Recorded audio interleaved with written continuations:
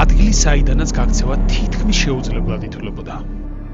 ეს არის ალკატრასი. ციხე, რომელსაც 10 წლების განმავლობაში შიშით ახსენებდნენ. აქ იხდიდნენ სასჯელს ამერიკის ყველაზე საშიში დამნაშავეები. ერთ-ერთი მათგანი იყო ალ კაპონე. ციხის თითოეული საკანი საკუთარ ისტორიას ინახავს. ამიტომ დღეს ჩვენ ერთად შევალთ ამ ლეგენდარულ ციხეში. ნახავთ როგორ ცხოვრობდნენ პატიმრები და გავიგეთ რა ხდებოდა კედლებს მიხვით. დღეს ალკატრასი მსოფლიოს ერთ-ერთი ყველაზე პოპულარული ისტორიული ღირსშესანიშნაობაა. ყოველწლიურად მას დაახლოებით მილიონზე მეტი ტურისტი სურნობს, რომლებიც ამერიკის ყველაზე ცნობილი და იდუმალი ციხის ისტორიას საკუთარი თვალით ეცნობიან. მათ შორის ჩვენც. ზუსტად ჩემს უკან არის ის ისტორიული ციხე ალკატრასი და დღეს ჩვენ განახებთ ყველაფერს, რაც ყველასთვის ნაცნობ ისტორიას გაგვახსენებს ალკატრასზე.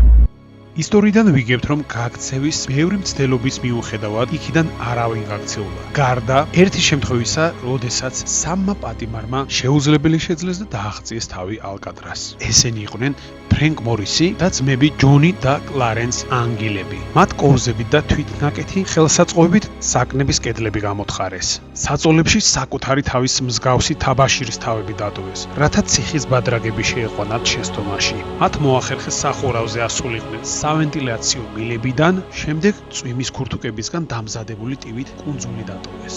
ეს მოხდა 1962 წლის 11 ივნისს. როდესაც ცველებმა საწოლებში დატოვებული ხელოვნური თავები ნახეს და მიხვდნენ, რომ პატიმრები აღარ იყვნენ, განგაში გამოაცხადეს. მთელი საპოლიციო დანაყოფები ეძებდნენ დღე და ღამე, ხმელეთზეც და ოკეანეშიც.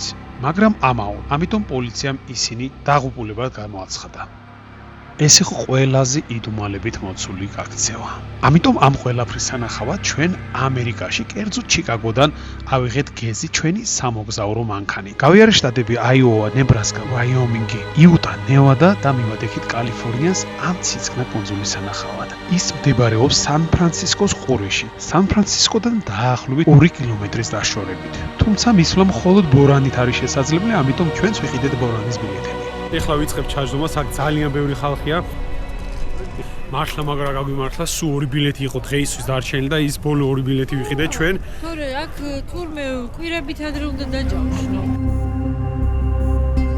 რაც უფრო შორდებოდით სან-ფრანცისკოს და რაც უფრო უახლოვდებოდით ალკატრასს, მით უფრო მძაფრდებოდა ჩვენი ინტერესი ამ ციხის მიმართ. არადა ამ ფანჯრებიდან მოჩანდა სან-ფრანცისკო, მთელი სან-ფრანცისკო ხელის გულზე.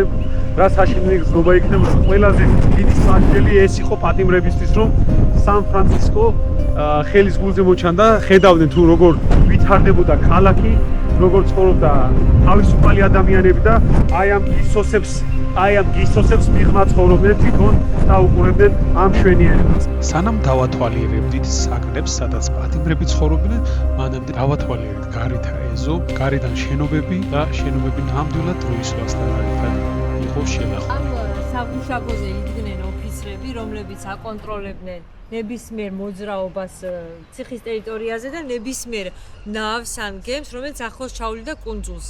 არ ქონდათ მათ ამის უფლება, არ ფრთხილებდნენ და ზოგჯერ დაიჭირეს კიდევაც, იმიტომ რომ იგნორი გაუკეთეს მათ გაფრთხილებას. რაც შეეხება ერთ-ერთი ფრენკ ჰენი, ერთ-ერთი მათგანის ინტერვიუს ამბობს, რომ მე ზიზღებოდაო ამ კოშკზე მუშაობაო, ღმერთო ეს ისეთი მონოტონური იყოვო, ყოველ ღამე შუაღამის 12-დან დილის 8-მდე იყო ჩემი ცვლაო, ყოველთვის ცოტათი ციოდაო და გრილი ნიავი ქარი უბერავდა მთელი ღამეო. ფრანცისკოში ვართ და არ გაჩერებულა ორივე დღე, არც დღე და არც ღამე არ გაჩერებულა ქარი.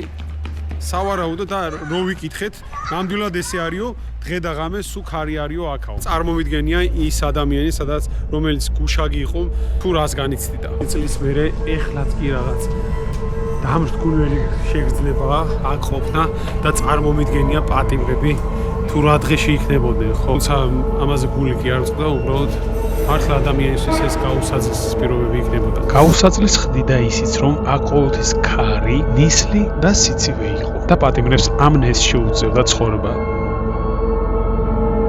ეს არის შენობა, სადაც იხდიდნენ პატიმრების სასჯელს.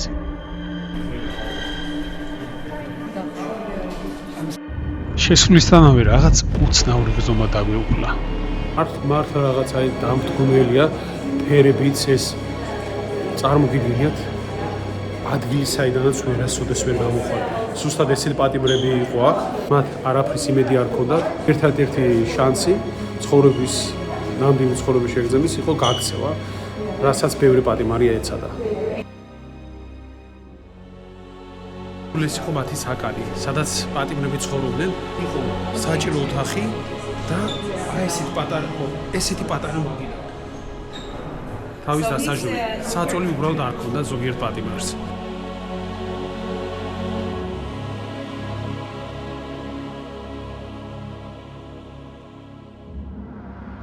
ეს არის ის საკანი, საიდანაც მოახერხეს პატიმრებმა გაქცევა.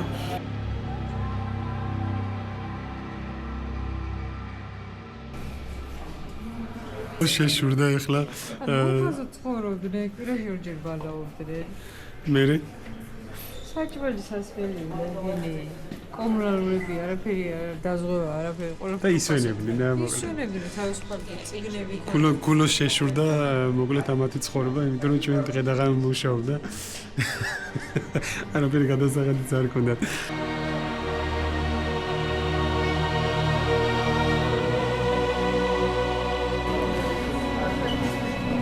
ზუსტად ეს იყო აი ეს ცივიწურაში შედიოდნენ პატიმრები ეს იყო სადაც ხელს იბავდნენ საჭიროებასა და აი ეს ადგილი სადაც შედიოდნენ საჭიროს მიღწევები ეს იყო დიდი კომფორტი ზოგს ესეც არ ქონდა და აი ნახეთ უბრალოდ რა ცივიწურა ხელის გასწროს შესაძლებელი ემბლემზე ცივიწურა სულ რაღაც 3-4 კვადრატი სადაც იყვნენ პატიმრები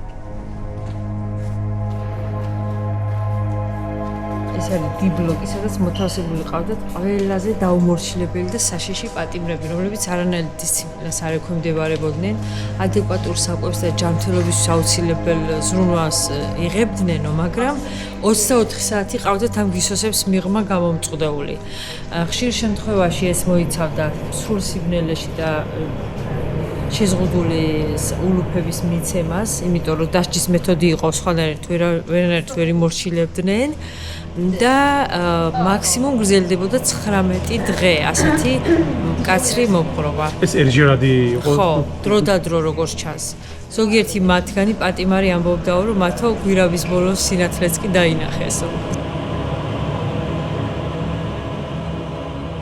შენ რაც ვიგულობ, ზუსტად ეს იქნებოდა, იმიტომ რომ ამ საკანსაც დამატებითი ესეთი კინისკელი, ფოლადის სკელი კარი შესასვლელიდან შემდგომ კიდევ მეორე კინის კარი. აქედან გამომდინარე, ოღონდ აღნიშნავ უფრო დიდია, როგორც ასეთი საკანი უფრო დიდია, ვიდრე ისინი, მაგრამ აქ იყვნენ სრულ სიბნელეში ჩაკეტილი ეს ადამიანები და სავარაუდოდ არ გაგიჟებული იყვნენ, მაგიტომაც უფრო დიდი საკანი გაუქმდა. ამიტომ იყო რომ 19 დღეზე მეტი არ შეიძლებოდა ასეთ პირობებში მათი გაჩერება. სავარაუდოდ შემდგომ ადამიანი ალბათ სრულიად გაგიჟდებოდა. ეს უკვე იყო ბიბლიოთეკის განყოფილება, სადაც კარგ პატიმრებს შეეძლოთ გამოსულიყვნენ და წაეკითხა წიგნი. წარმოგიდგენიათ წიგნის კითხვა რადონის დიდი კომფორტი იქნება მათთვის, ეს იქნებოდა როგორც ფილმის ყურება, დღეს როგორც ჩვენთვის ინტერნეტია, ზუსტად ესეთი სასწაული რაღაცა იქნებოდა მათთვის. მომდელ ადამიანს რომ ინტერნეტი გაუთიშო 2 საათით, ალბათ გაგიჟდება და ესენი აწლეულები იყვნენ და მთელი ცხოვრებაც კი აი ესე და ზოგჯერ ეძლეოდათ იმის საშუალება რომ წიგნი წაეკითხათ ეს რაღაც საოცრება იქნებოდა მათთვის. ალ კაპონე ზუსტად ესეთ საკანში იჯდა, რამე განსაკუთრებული მისთვის არ იყო, იმიტომ რომ ისიც ერთ-ერთი იმადგანი იყო, ვინც აქ იხდიდა საჟელს მძიმე დანაშაულისთვის. ესე გამოიყურებოდა არაფერი განსაკუთრებული ესეთ კინის გისოსებს მიღმა იჯდა ალ კაპონეც. აი, ნახე აქეთ.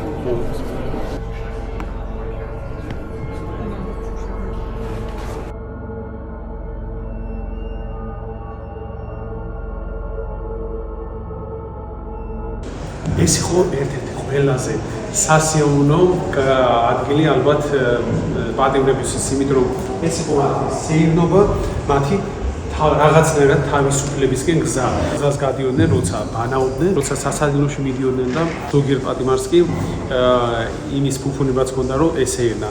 ასე რომ ეს მათი საყვარელი ადგილი იქნებოდა. ეს იყო ის ერთადერთი ადგილი, სადაც პატიმრებს შეეძლოთ სასერნოდ გამოსვლა. ისიც ზოგიერთ პატიმრებს. ეს ადგილი არ იყო განკუთვნილი ყველა პატიმრისთვის. ზოგიერთ პატიმრებს, რომელსაც ალბათ კარგი ყოფაქცევა ჰქონდა, მათთვის იყო განკუთვნილი ეს ადგილი. ეს არის საკნებში შემოსასვლელი ადგილი. დრო და დრო როგორც ჩანს, პატიმრებს შეეძლოთ თავიანთ მნახველებთან გასაუბრება მცირე ხნით. ისიც შეზღუდულ პირობებში, რა თქმა უნდა, და ეს იყო მათი ერთადერთი ბედნიერება, კომუნიკაციის საშუალება. ეს ხდებოდა შეიძლება ცხოვრებაში ერთხელ, ადამიანის ცხოვრებაში ერთხელ, მაგრამ ან ზოგიერთი პატიმარი მთელი ცხოვრება ელოდებოდა იმას, რომ ამ ადგილას მოსულიყო.